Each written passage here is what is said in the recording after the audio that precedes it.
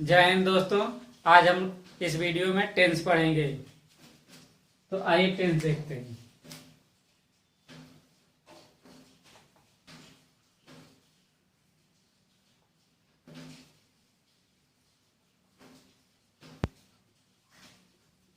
Tense tense means काल होता है। अगर हिंदी में देखें तो टेंस को काल कहते हैं। अब हमारा देखिए टेंस कितने प्रकार का होता है तो आप सभी लोग भी पढ़े होंगे, लेकिन फिर भी हम यहाँ बताते हैं। टेंस 3 प्रकार का होता है।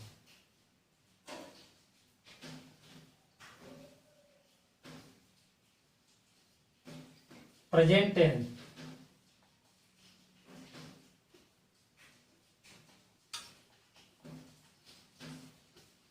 Present tense,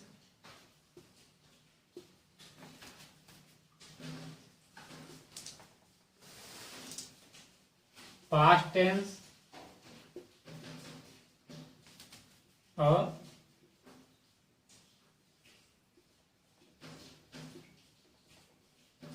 future tense.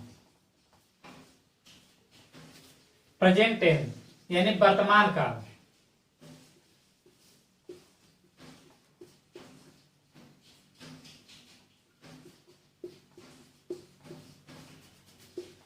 Past tense यानी भूतकाल।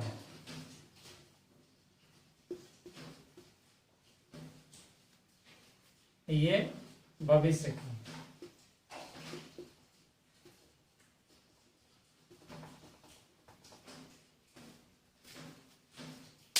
ये 3 हमारे मुख्य टेंस हैं और इसके भाग होते हैं। आइए इसके भाग देखते हैं। ये जो मुख्य हमारे 3 टेंस हैं, present tense, past tense, future tense, वर्तमान काल, भूतकाल, भविष्य काल। अब इस प्रत्येक के 4 भेद होते हैं। तो आइए हम प्रेजेंट टेंस का देखते हैं। प्रेजेंट टेंस का 4 भाग है। इसी के बारे में हमें पढ़ना है। प्रत्येक इसके भी 4 भाग, इसके भी 4, इसके भी 4। तो आइए प्रेजेंट टेंस के 4 भाग देखते हैं। तो पहला है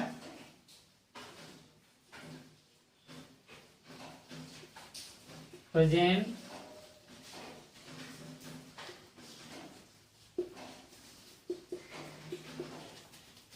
tense, present indefinite tense,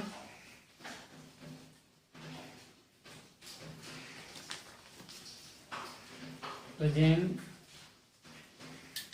continuous tense,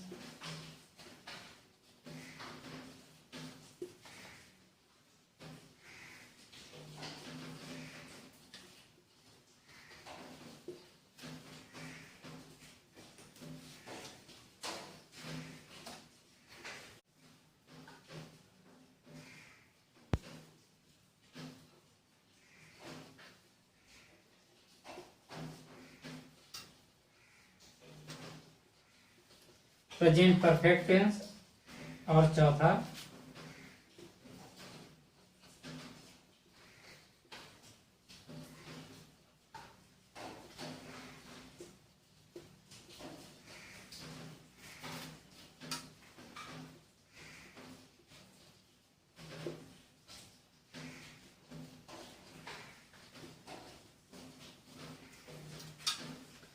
देखिए हमारा 4 ये होता है। Present indefinite tense, present continuous tense, present perfect tense, present perfect continuous. यही पार्ट इसमें भी होता है। Past indefinite tense, past continuous tense, past perfect continuous. उसी तरह future indefinite, future continuous, future perfect continuous. तो सब में यही पढ़ना है। बस इनकी सबकी क्या है, जो सहायक क्रिया है सबकी अलग अलग है। तो आइए हम पहले ये प्रेजेंट इंडेफिनिट के 4 भागों में से पहले भाग के बारे में पढ़ते हैं। Present indefinite tense. Present indefinite tense ये पढ़ने से पहले कुछ बेसिक चीजें जान लेते हैं। इसकी अगर परिभाषा देखी जाए तो किताबों में दिया है कि इसकी पहचान के लिए कि जिसके अंत में ता है, ती है, ते है, ये सब दिया हो तो प्रेजेंट इंडेफिनिट टेंस है। लेकिन उस तरह के तरीके से अगर पढ़ेंगे तो हो सकता है कि भूल जाए, लेकिन हम केवल नए तरीके से पढ़ेंगे। इसमें क्या है कि प्रेजेंट इंडेफिनिट, प्रेजेंट माने वर्तमान। कोई भी हम अगर हम पढ़ते हैं वाक्य, उसके पढ़ने से हमें ये लगता है कि वर्तमान में हो रहा है। यानी कि राम खा रहा है तो खा रहा है या खाता है, जो भी है उससे ये लगता है कि कर रहा है। लेकिन इंडेफिनिट, डेफिनिट माने निश्चित होता है, इंडेफिनिट अनिश्चित। तो वर्तमान अनिश्चित कार्य, जो काल होता है, वर्तमान अनिश्चित काल, यानी कोई कार्य अनिश्चित है, यानी कि हो तो रहा है इस समय लेकिन पूर्ण हुआ नहीं है। जैसे कि कोई कहता है कि राम जाता है, तो जाता है तो जा मतलब जाता भी है वर्तमान में, लेकिन जा चुका नहीं है। चुका अगर होता तो जा चुका है, तो पूर्ण नहीं है। लेकिन इसमें भी क्या होता है कि इसमें एक साधारण भी वाक्य आते हैं, नकारात्मक वाक्य आते हैं, फिर साधारण प्रश्नवाचक आते हैं, फिर नकारात्मक प्रश्नवाचक आते हैं। तो आइए इसमें कुछ बेसिक चीज देखते हैं जो सभी के लिए लागू है। अगर हम इसको हल करना चाहें तो इसके लिए एक फार्मूला है। फार्मूला ये है कि पहले सब्जेक्ट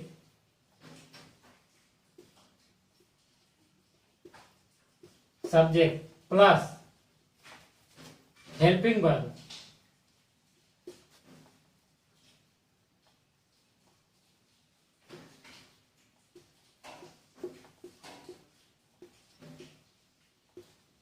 वर्ब प्लस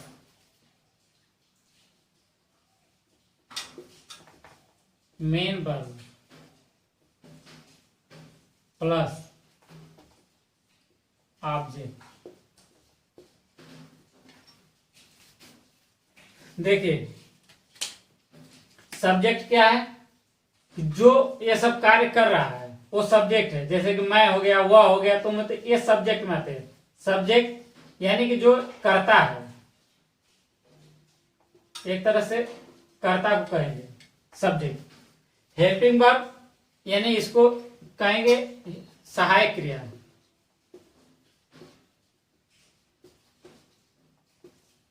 सहायक क्रिया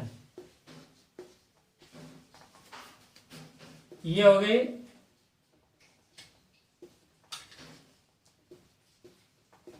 मुख्य क्रिया।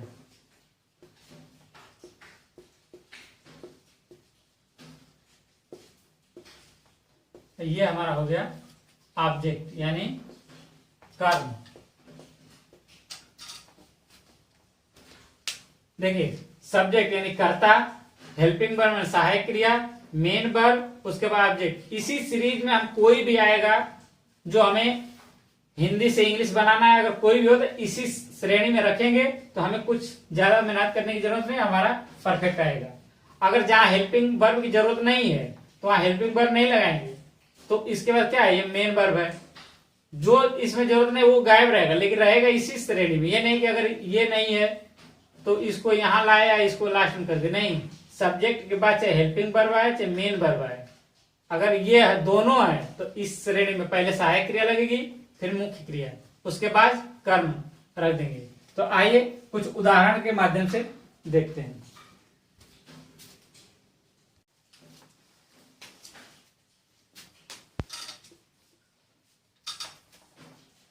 देखिए मैं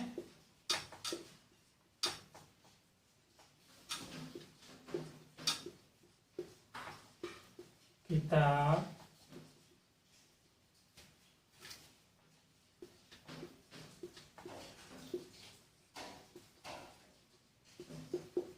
पढ़ता हूँ, मैं किताब पढ़ता हूँ।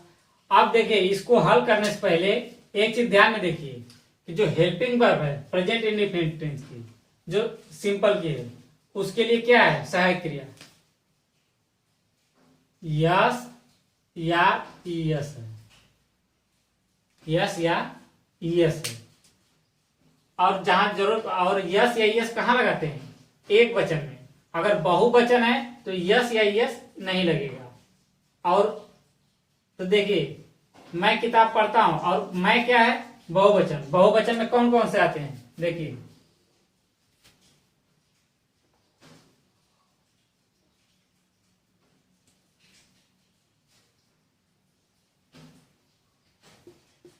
एक वचन, बहुवचन, इसको सिंगुलर नंबर कहते हैं, सिंगुलर नंबर, इसको प्लूरल।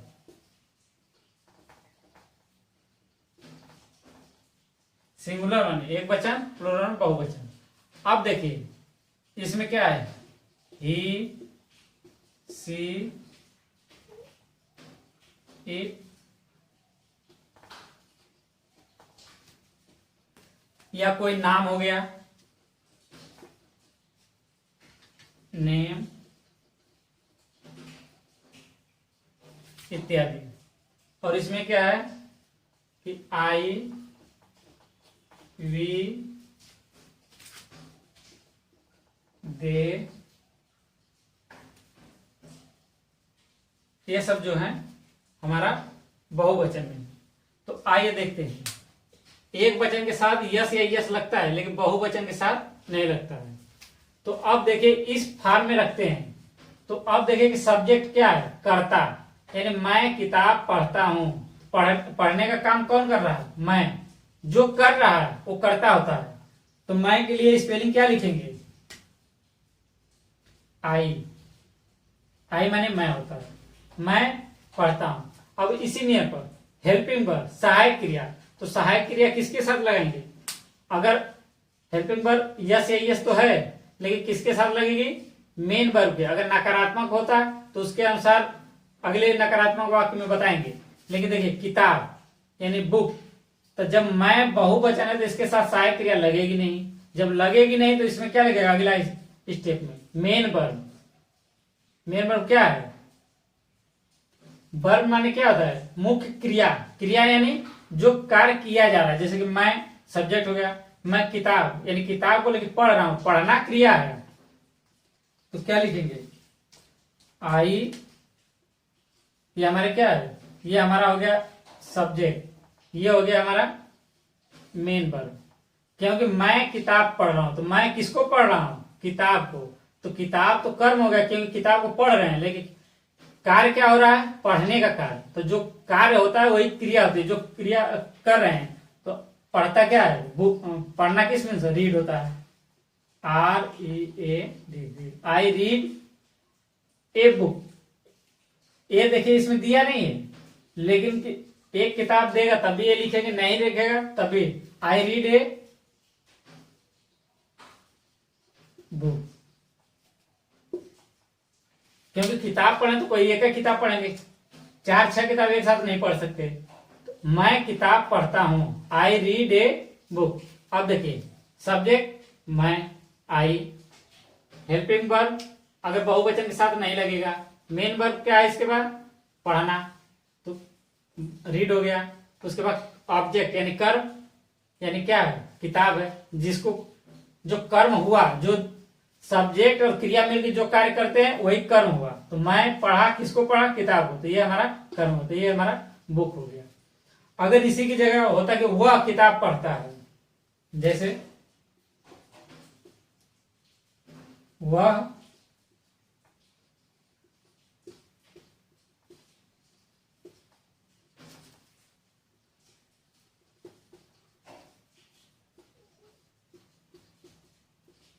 वह किताब पढ़ता है, तो वह हमें क्या है, एक वचन है। देखिए ही, सी, इट यानी वह। तो अब क्या करेंगे, तो पहले तो कर्ता लिखेंगे, तो कर्ता कौन है, वह है। तो इसका क्या हो जाएगा, ही। किताब तो हमारा कर्म है, ये देखिए ये हमारा सब्जेक्ट है, ये हमारा कर्म यानी कि ऑब्जेक्ट, पढ़ना मेन वर्ब यानी मुख्य क्रिया। तो ही के बाद क्या आएगी, मुख्य क्रिया। तो मुख्य क्या, रीड। लेकिन एक वचन के साथ क्या लगेगा, यस या यस। तो अब ये है कि यस इसके साथ लगाएंगे, ईएस लिखाएंगे। अब ये कैसे जानेंगे, तो देखिए ईएस उसके साथ लगता है जैसे आप लोग पढ़े होंगे स्वर और व्यंजन। तो स्वर हमारा क्या होता है, स्वर हमारा 5 होता है, स्वर हमारा 5 होता है, ए ई आई ओ यू, 5 हमारा ये हो गया। अगर ये जहां भी आए या इसका उच्चारण जहां भी लास्ट में, अब देखिए इसका जहां भी उच्चारण हो, जैसे कि ए ई आई ओ यू स्वर का, तो जब यहाँ चाहे लास्ट में ये स्वर हो या उसका उच्चारण हो, तो जब ये इसका उच्चारण होगा या होगा तो वहां पे ई एस लगेगा, अन्यथा इसके अतिरिक्त केवल यस लगेगा। तो देखिए डी है लास्ट में, ए ई आई ओ यू में से कोई नहीं है, तो इसलिए यहाँ पे क्या हो जाएगा, यस हो जाएगा। तो यहाँ क्या हो जाएगा, रीड्स ए बुक। अब देखिए ये हमारा हो गया, ही रीड्स ए बुक। आइए अब कुछ नकारात्मक देख लेते हैं, क्योंकि ये साधारण प्रेजेंट इंडेफिनिट टेंस का था जहां यस या यस लगता है। अब नकारात्मक में देखते हैं कि कैसे प्रयोग करते हैं यस या यस, या उसकी जगह क्या होगा। तो इसके अलावा ये देख लेते हैं। तो आइए अगला उदाहरण देखते हैं और नकारात्मक वाला।